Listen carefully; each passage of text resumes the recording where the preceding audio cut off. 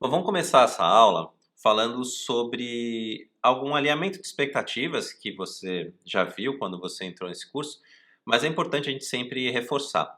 Esse curso aqui, a gente não vai falar nada sobre administração, gestão financeira, sobre a parte técnica É. do dinheiro. Isso você tem muito no mercado, né? Tipo, quase tudo que você tem no mercado fala sobre como você administra dinheiro, como você faz finanças pessoais, como você entende juros, empréstimos, Como você como você poupa, investe, tudo como isso. você escolhe entre alugar ou comprar, entre financiar e pagar à vista, etc, etc. Enfim, Tudo isso.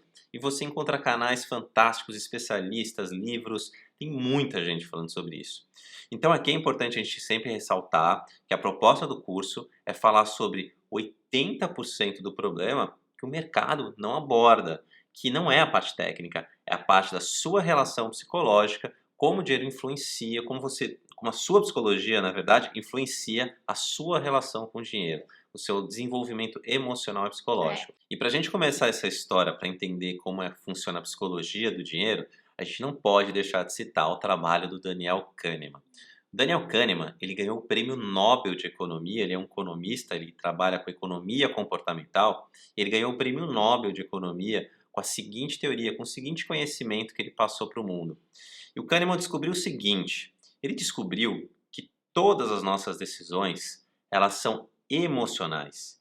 E depois a gente justifica racionalmente, né? Então assim, você cria uma série de argumentos para justificar para os outros e para si mesmo por que que você está comprando aquela coisa, mas no fundo surgiu uma necessidade emocional em você para fazer aquela decisão de compra, de investimento, o que seja, que você nem percebe, que talvez você não esteja nem consciente sobre isso.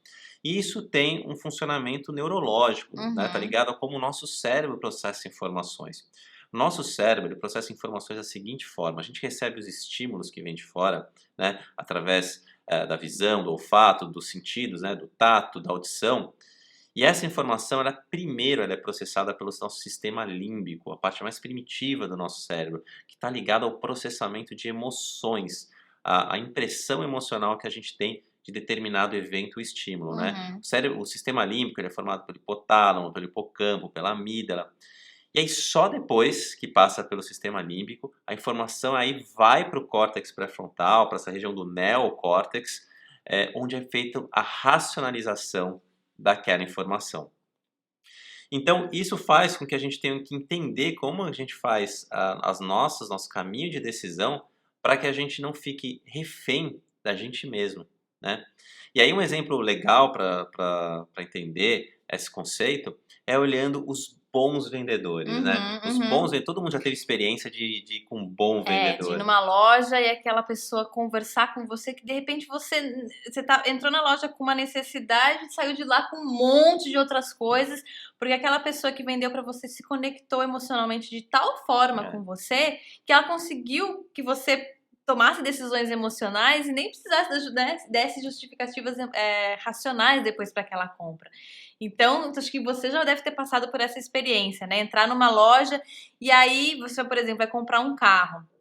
E o vendedor, que é bom vendedor, ele não vai chegar para você e vai mostrar o carro, vai mostrar, então esse carro aqui é no modelo tal, ano tal, cor tal, tem direção hidráulica, tem um painel de bordo, motor XPTO, tal. Ele vai se conectar emocionalmente É. primeiro com você, ele vai entender quais as necessidades que estão ali por trás dessa Necessidades não compra. atendidas, Uhum. quais são suas Quais são crenças. suas crenças? O que você está buscando com aquela É, compra? O que você valoriza? Né? Você valoriza status? O que é. está por trás dessa compra? E aí ele vai te ganhando ali no lero, principalmente, né? Primeiro nessa parte emocional. Depois que ele já fez essa conexão emocional com você, que ele vai apresentar os atributos técnicos do produto, né? Então, que o carro tem direção hidráulica, tem banco de couro, tem isso e aquilo, né? É. Enfim. E muitas vezes ele vai explorar essas suas necessidades, carências, alguns pontos fracos emocionais que você tem para fazer a venda. Então, É. por exemplo, se ele sente que você é uma pessoa que busca o reconhecimento social, que você está sentindo essa necessidade de status, de poder, ele vai te mostrar um modelo X de carro, mas aí depois ele fala assim, nossa, mas tem esse modelo aqui que é superior, que traz alguns acessórios que são diferentes desse aqui, que são mais exclusivos. E aí ele vai pegando naquela sua necessidade emocional de se sentir exclusivo, de se sentir especial, de se diferenciar. E quando você vê, você já embarcou emocionalmente na história. E aí depois é só questão de justificar racionalmente. A gente facilmente consegue criar histórias para falar por que, que eu estou fazendo uma boa decisão, por que, que eu estou tomando uma boa decisão. Um Né? outro exemplo que a gente pode trazer para ilustrar isso para vocês são as propagandas que vendem perfume, que são muito engraçadas, porque, assim, imagina, é uma propaganda de televisão que está vendendo, tá apresentando um perfume que é algo que você compra a partir, teoricamente, da fragrância, né? Você teria que sentir o aroma do perfume para poder escolher se aquilo, se você gostou ou não. Como é que você compra um perfume pela televisão, Exatamente. Então, Mas você compra. Mas você compra. Então, para você, as pessoas, os publicitários, sabendo disso, sabem muito bem, criam propagandas que são absolutamente conceituais e, na maioria das vezes, muito abstratas, que conectam emocionalmente com alguma questão sua. Então, Sim. aquelas propagandas onde você vê uma modelo, né, maravilhosa, com vestido esvoaçante, saindo de uma nuvem, caminhando, e aí, às vezes, ela fala uma frase para você no final, tipo, sei lá, seja você, sabe? Uma coisa, sabe? Que te conecta com alguma questão sua, muito, muito interna, uma projeção, muito sutil, alguma idealização, uma desejo. Exatamente. Mas que não tem nenhuma apresentação técnica daquele perfume. Aí quando você vai na loja, internamente você já está conectado emocionalmente com aquele conceito que a propaganda vendeu, e sentir a fragrância do perfume é apenas um detalhe. É um detalhe. Só se realmente for muito ruim, se você realmente não gostar, você não vai acabar decidindo. Exato. E é muito interessante observar essas propagandas de perfume, porque percebe como elas são, em geral, né? Não tem conversa, não tem fala, é só uma música, algum tipo de música inspiracional. As imagens são sempre fantásticas, nunca é uma coisa muito real, assim. Ela tem uma dose de realidade, mas é sempre uma aura meio mística, ou fantasiosa, ou esotérica.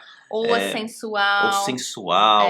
Mas ela é sempre alguma coisa um pouco fora da sua realidade, mas que ainda você consegue identificar como uma coisa que eu conheço. Que você conhece. Então tem um estranhamento, mas não é muito. Mas mexe com a sua projeção.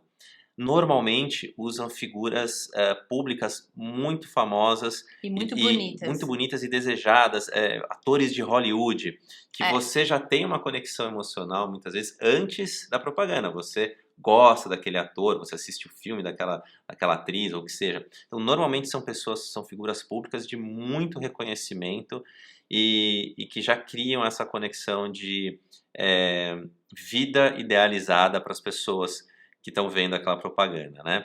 Então você vê como uma série de elementos, né? Os marqueteiros, os publicitários, eles vão trabalhando naquela propaganda extremamente conceitual, as embalagens dos perfumes. Se você eles gastam milhões, cara, de dólares para fazer aquela embalagem. Design, né? E tem um monte de estudo o formato, a cor, os elementos que formam aquela embalagem para trazer algum estímulo emocional em você. A gente não percebe, mas tem muito estudo por trás de embalagem de perfume para que você sinta um impulso emocional de consumir aquele produto. Exatamente. Então, o bom uso do dinheiro na tua vida, ele está ligado à sua saúde, ao autoconhecimento e ao domínio emocional que a gente tem. E essa é a origem dos problemas que a maioria das pessoas tem em relação ao dinheiro. É essa falta de autoconhecimento, essa falta desse domínio emocional que faz com que as pessoas tomem decisões de forma completamente inconsciente.